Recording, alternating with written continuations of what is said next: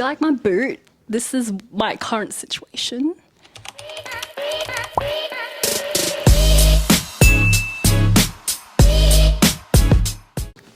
Welcome back to my channel.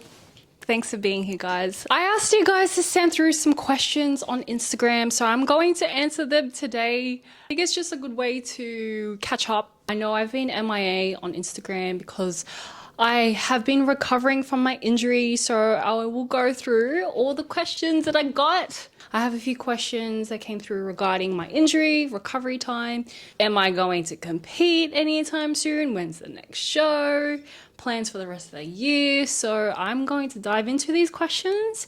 And yeah, I hope you guys enjoy. So question number 1, how did you get injured? And what did you do? So this was the most asked question. Yeah, I decided not to really share much about it up until now because it was devastating, to be completely honest, and who wouldn't be devastated getting injured? So this is what happened. So just over 5 weeks ago, I was at OzTag training and we were doing some drills, did my warm-up, did not skip my warm-up. We were doing some passing drills and I took off, accelerated, pushed off my left leg, and all of a sudden I hear this loud pop and I collapse on the ground, thinking someone kicked the back of my leg. So when I collapsed, I turned around, ready to have a go at this person who kicked me from behind, and it turns out there was no one anywhere near me. I guess the best way to describe it is like, imagine an elastic band being stretched and then it just snaps. So that's what happened.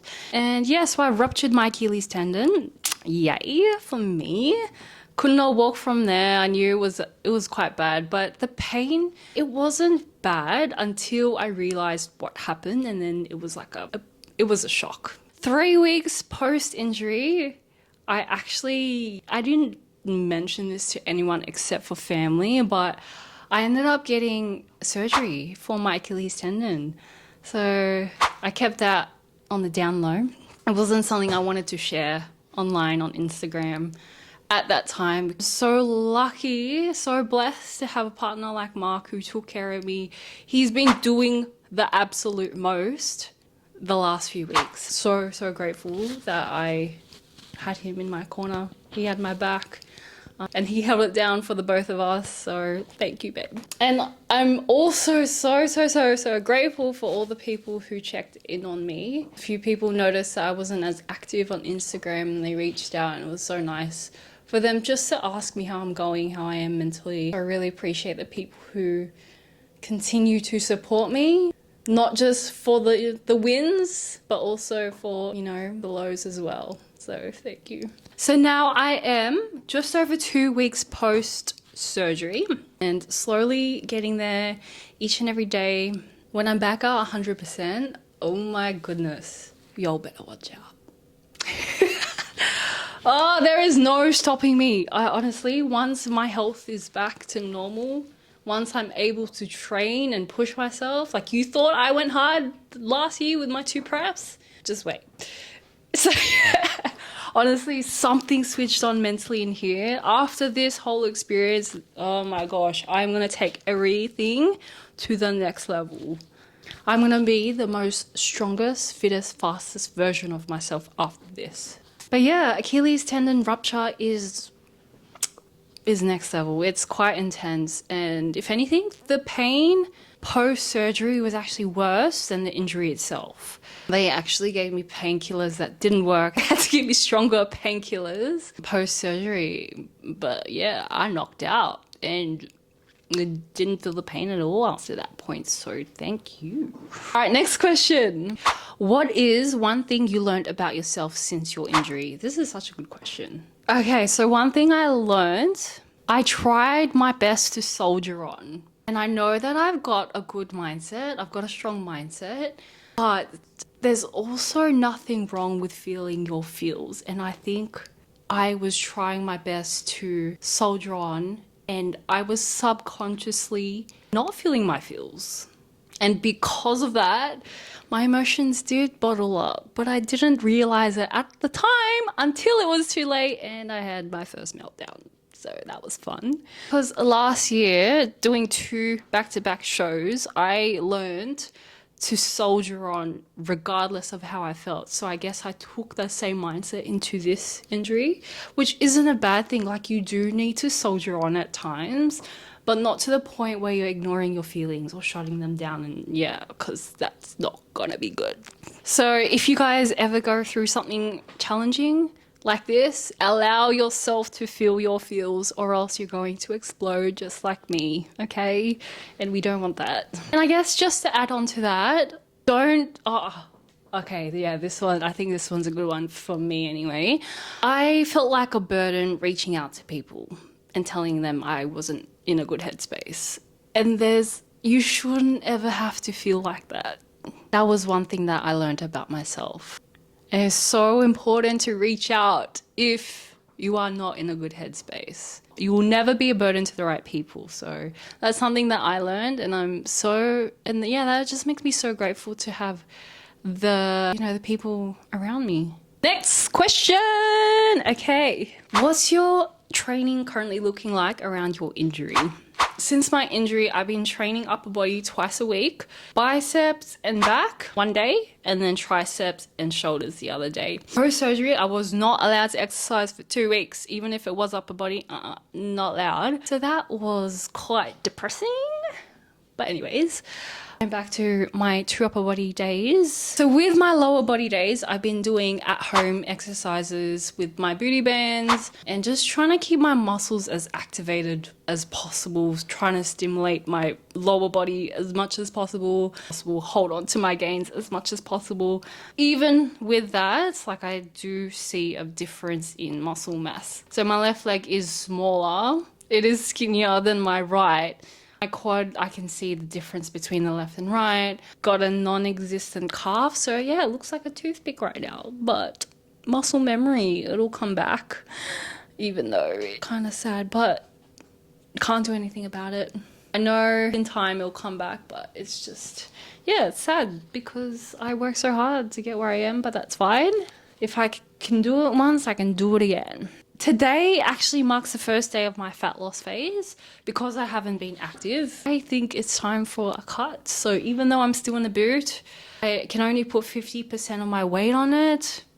I'm gonna do it anyway. If I wanna do it, nothing's gonna stop me. So day 1 of my fat loss phase. So we'll see how we go with that. If I can drop body fat whilst injured, then you can too. So I hope this inspires you. From today onwards, I'll be going on 2 outdoor walks, 1 in the morning, 1 in the afternoon, and then also gonna do some sort of circuit workout with Mark when he gets home at night. Actually going to box, and I know like you're probably thinking like, how do you only have 1 leg?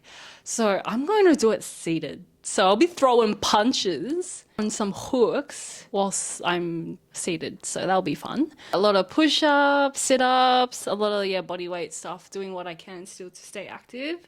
Yeah, let's see how we go. How's your injury and your recovery? What's your recovery time looking like? I am looking to see the physio every week. I'm just going to see how I progress week to week pretty much. I could be out of the boot anytime from 6 weeks to 12 weeks. That really depends on how fast my body decides to heal itself. I obviously don't want to rush myself and like get injured again, because there is a chance of re-rupture, and forget that. Like, no way I'm going to allow that to happen. Let's just say that.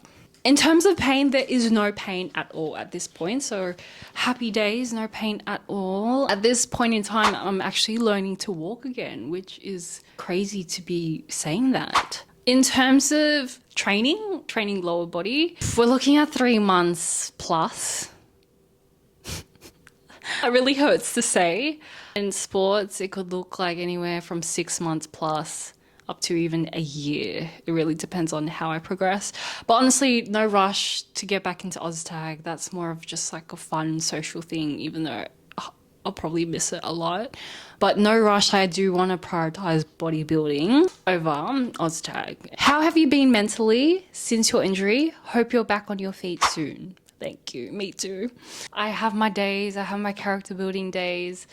Have my days where I feel like Superwoman and I feel like I can accomplish anything even though I have 1 leg. And other days where I feel very hopeless and just not in a good mindset at all. I'd say for a huge chunk of the last few weeks, I haven't been feeling like myself because I am a very, very independent person and I don't like asking for help, relying on people, like doing things on my own. And to not be able to do that was just like, it was heartbreaking, and it still is, but I know that it's getting better and better each and every day. I'm just trying to keep my mind strong, and it is tough to go through when you're right in the middle of it all. But I know on the other side, I'll look back and be like, wow, I'm so proud of how far I was able to still show up regardless of my injuries. It's about pushing through in the meantime, allowing myself to cry if I need to and be upset about my situation, and yeah, just doing the best that I can each and every day. And the next time I do prep for a comp, oh my goodness, I'm going to look back and be like, remember the time when you couldn't walk?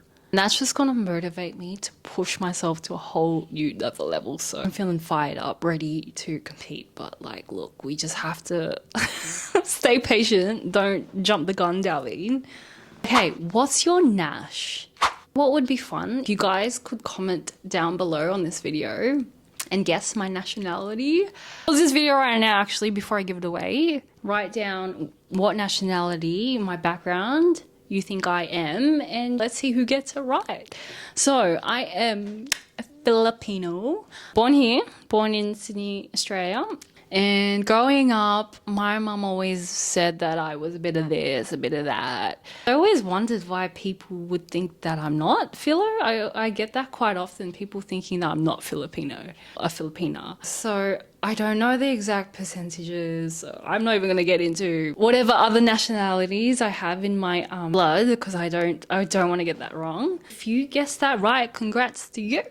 How did you meet your partner? Ooh, you're asking the juicy questions now. Actually, it wasn't very juicy to begin with. We were just friends, and I know that our close friends would be like watching this and laughing at this now, and like they would say, oh, we knew you guys were going to like date or whatever. But did you though? I didn't even know that we were going to date. He didn't even, oh, I can't speak for him. Might be a different story for him. You're gonna have to ask him. But how did we meet? So we have mutual friends, and during lockdown, gyms were closed, so we wanted to find a way to still stay active. We started doing hill sprints, long distance running, and speed and agility. So we would rotate those three things week to week. When we first started that, I guess Mark put on his story, anyone who wants to come, let me know, hit me up, I'll send you dates, and yeah, just come and train. So that's what I did. I just wanted to train, okay? Serious though, I just wanted to train. And then from there, we just got to know each other. We started off as friends, and then he asked me to coach him and do some speed and agility work, and then I asked him to coach me with nutrition and training. We pretty much coached each other. We were paying each other. It was business, okay? And then the rest is history. So yeah, that's how we met. Oh, I feel dizzy from that. Ugh. Next question. How long have you been doing online coaching? So I have been doing online coaching for, I think, like almost 5 years now. It's been a long time, a very long time. My next question. What's your long-term career goal? Do you ever see yourself taking a step away from coaching? Ooh, I like change. I do like change, and I like a challenge. So I wouldn't be surprised if I try something else in the future career-wise, but it's hard to actually say what. I 100% know that I could never work for anyone ever again. That's straight up 100% the truth. Time freedom I have accomplished, so that's something that I do want to keep. Location freedom is something that I've unlocked as well, and I do want to keep that. And then the last one is financial freedom. I would say I'm on the way, but whatever that career looks like, it's got to tick all those boxes for me. And also fulfillment in general. I have to like what I'm doing, obviously. I mean, that's very like, it doesn't really pinpoint any specific job, but those are my boxes. I want them ticked. If they don't get ticked, I'm not jumping. I'm so passionate about so many things. It's not just health and fitness. So who knows what I could be doing in like 10 years from now. So we'll just have to wait and see, to be honest. Okay. I'm excited to answer these questions. What was harder for you at the start, training or the dieting? Oh, I think that's an easy answer. For everyone, it's always dieting. And I love food. Let's just start with that. I love food. There's nothing I don't like except for cooked fruit. I hate cooked fruit, so apple pie. No thanks. Yeah, I love food. I can eat a house down. I eat a lot. But most of the time I don't. Depends what season I'm in, actually. I can eat a lot, and when people say, I can't do what you're doing, I can't achieve that body, blah, blah, blah, I can't achieve my dream body because I love food too much. Do you know who I am? Have you seen me eat? Same, sis, but I do make it work. 100% dieting was so much harder. Training, easy work. Lightweight, baby. Easy work. Training, easy work. Dieting, does take some discipline. What adversities did you have to overcome in prep? Number one, I expected my second show to be as cruisy as it was the first show, and that was nowhere near the truth. It was so much more challenging for a few reasons, because my body wasn't responding as well as it did the first show, and I expected it to, and also just not seeing it respond as well was a mental battle, but I did get through it. And my first show, I struggled a lot with getting enough sleep, or more so staying asleep. I was waking up like at 2 a.m. and I couldn't go back to sleep, and that was hella annoying. So a couple of times I was like, yeah, look, there's no point laying here. I'm just going to go to the gym because I'll be here in a few hours anyway. So I might as well get a head start to my day, tire myself out, and maybe I can sleep later. So yeah, I did struggle to stay asleep because my body was just like, girl, you need to eat. Okay, and the very last thing that I did struggle with, brain fog. That was real. I could not remember anything. Memory out the window. What did you just say? Like something through this ear and then straight out the other ear. So that was not fun. And I remember getting frustrated at myself because I could not remember what I just did like 5 minutes ago. And I remember peak week driving to posing practice. I had to be so mentally switched on with driving. Like, please be careful. To you bodybuilders who are so close to prep and you're so depleted, your brain is depleted as well. So please be careful out there because it's dangerous. And yeah, don't do anything silly. I like this question. When's the next comp? That's a juicy question. If I was to prep for this year, 2024 Aussie shows, I would have to start prep soon. And to be completely honest, is that a smart move to make whilst I'm still trying to learn how to walk? Not really. So it is a dead giveaway that I won't be competing this year. I don't think it's a smart move because I have lost some muscle mass and there is no way I'm going to step on stage unless I beat my last 2 packages. So I won't be competing this year, unfortunately, but I think that's a smart move to make. Focus on my recovery, focus on building my muscle mass again, and saving myself for 2025 Worlds. That's what I have my heart on, but we'll see how we go. I also don't want to put, a lot of pressure on myself to rush my recovery. There ain't no way that I'm going to allow myself to get injured again, even though that's out of my control. Did you lose your cycle when prepping for your comps? So I didn't lose my cycle, but I feel like I was borderline going to lose it because my flow did get lighter. It was getting to the point where it was delayed. It was coming a bit later. So I was expected to get my period for both of my comps. Yay. The week leading up to my cycle, I get all the symptoms. I get the low energy, the cravings, the hunger, the cramps, everything. So that's not fun. And when I knew that I was expecting my period for both of my comps, I was like, what are the chances My first comp, it didn't get to me because the symptoms weren't that bad. Second comp, different story. The bloating, the mood swings, yeah, sis, like, ooh, that was a push. Just imagine like how much tighter my waist maybe could have been if I wasn't due for my period, but still happy with the results of my 2 comps, so can't complain. Things you learned going back to back shows, by the way. One thing that definitely stood out is that not every prep is going to be cruisy or the same. If one prep goes well, don't expect that your next to go just as well. And just because you've done one doesn't mean it's going to be easy the next time you prep. I don't think prepping will ever be easy. That sport is extreme, baby. I will not do a back-to-back show again unless it's minimum 6 weeks after my first show. So last year I competed in July, and then my second show was in November. So yeah, there was a bit of space in between. So if I was to compete again, I'd make sure that it's only 4 to 6 weeks apart and not 4 months apart. Yeah. That was tough. That's it. That's all the questions. What the heck? Okay, didn't realize that I answered all the questions. Thank you for watching my video. Thank you for being here, taking the time to catch up with me.